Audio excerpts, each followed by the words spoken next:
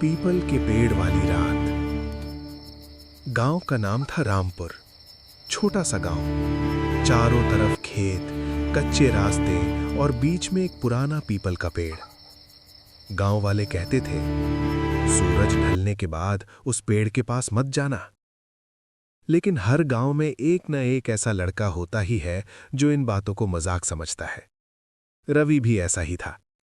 एक रात अपने दोस्तों के सामने बहादुरी दिखाने के लिए रवि बोला, आज मैं रात को 12 बजे उस पीपल के पेड़ के पास जाऊंगा। दोस्तों ने उसे बहुत रोका, मत जा, वहां कुछ है।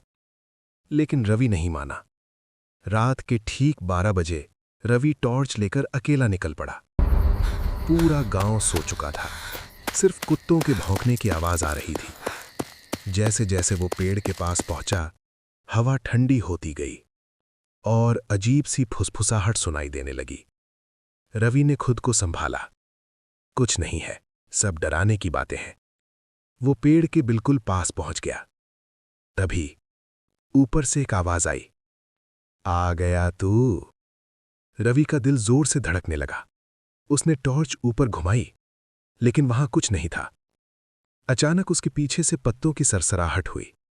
वो पलटा और देखा, एक बूढ़ी औरत सफेद साड़ी में उल्टे पांव खड़ी थी। उसकी आंखें काली थीं और वो धीरे धीरे मुस्कुरा रही थी। रवि की टॉर्च हाथ से गिर गई। तूने मेरी जगह क्यों ली? उस औरत ने धीमी आवाज में कहा। रवि घबरा कर बोला, मैं तो बस। वो औरत अचानक हवा में उठ गई और पेड़ की एक टहनी पर उल्टी लटक गई। अब तो जाएगा नहीं। रवि भागने लगा, लेकिन उसके पैर जैसे जमीन में धंस गए। उसने चीखने की कोशिश की पर आवाज नहीं निकली। अब तो भी अगले ही पल यहीं वो रहेगा। औरत उसके बिल्कुल सामने थी।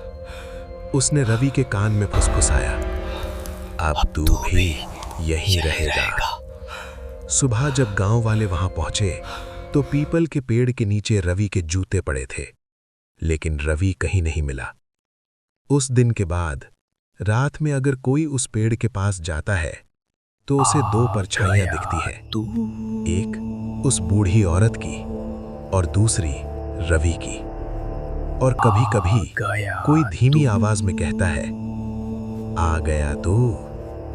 अगर आपके गांव में भी कोई ऐसा पेड़ है तो रात में उससे दूर ही रहना।